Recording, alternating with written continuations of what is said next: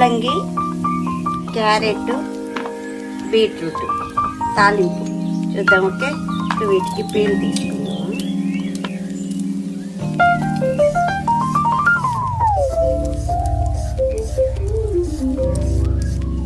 అలాగే వీటన్నిటికీ పీల్ తీయాలి. పీల్ వేస్ట్ చేయకూడదు మనం.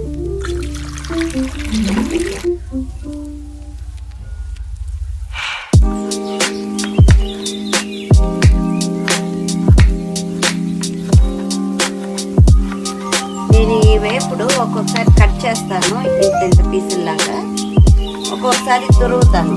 తురిమి చేస్తే కూడా బాగుంటుంది సన్నగా. ఇప్పుడు ఈరోజు వంకాయ బజ్జి చేసినాను కాబట్టి ఈ విధంగా అయితే నంచుకునే బాగుంటుంది.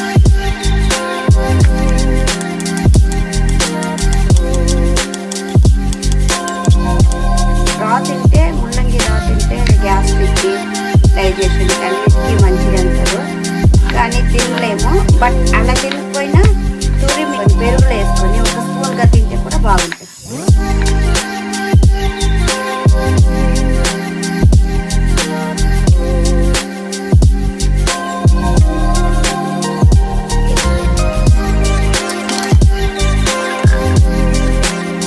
ఎక్కువ లక్కలు పట్టి బాయిల్ అయితే తక్కువ.